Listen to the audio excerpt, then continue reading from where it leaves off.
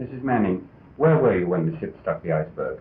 In the steerage class. You were emigrating to America? Yes, I was coming over here to my sister. If I may ask, how old were you then? I was 16, going on 17.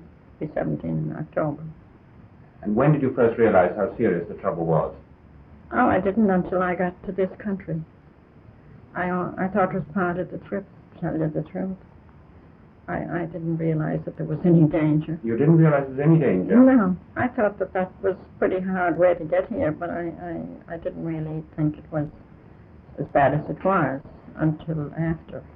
When the alarm was sounded, what happened? Well, I was asleep at the time, and I thought then the ship had landed. So I thought we were here in this country. Then you went up on deck? And then I went up on deck, and then we were told to go down, that there was a piece of ice on deck, and that when they get it off of it, everything would be all right, to go down and go to bed. How did you escape? Well, we were standing on the steerage, third class they call it, and then we couldn't get up to second. And of course then there was one man with us, and he was our guardian angel, and he said, for God's sake, let the women up. So at that I got up. And then you second. And then you got into a lifeboat? No, then I had to go to first cabin. The lifeboats were only going from first cabin. So there was a man on the second deck, and he asked me to go on his shoulder, and I climbed over, and then I think it was the last boat that was going out.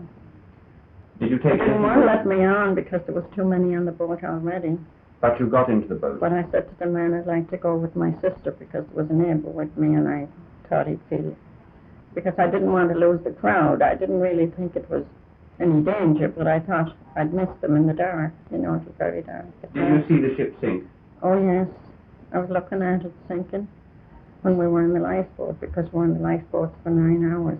And that was the most terrific time of all. It was a shock, you know, for to hear the explosions.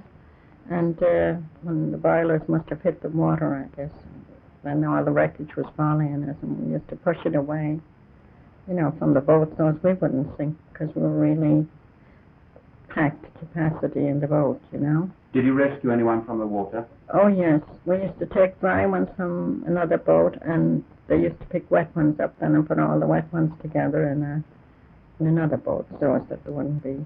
Were there only women and children in your boat? Oh, yes, there was women. There was women, and one man, he had jumped in with a raincoat and a towel on his head, and he used to help us row the boat, and we used to keep on taking directions from the men. There was a couple of men, I guess, on really directing the boats to go wherever the Carpathia was, you know. Carpathia picked us up then early in the morning, about 9 o'clock or something. I think it was about 9 o'clock in the morning. Did you see the Titanic sending up rockets? Oh, yes. They kept sending them up until the last minute.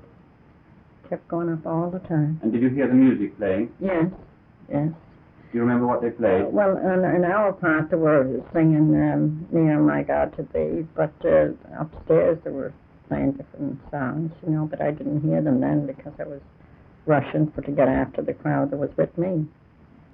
Because I didn't want to lose them in the dark. You see, it was dark at night, and you had to try to find your friends, you know.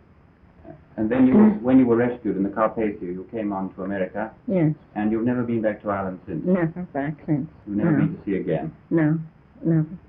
I'd like to go but then I get the chills and I say, no, I won't.